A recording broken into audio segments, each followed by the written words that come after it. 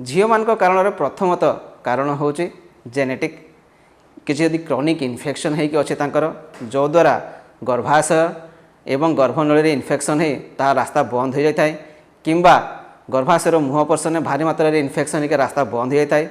Endometriosis रोग जो थे कि गर्भाशय एवं डिंबाशय मध्य झिल्ली भाया जमा हो रही है।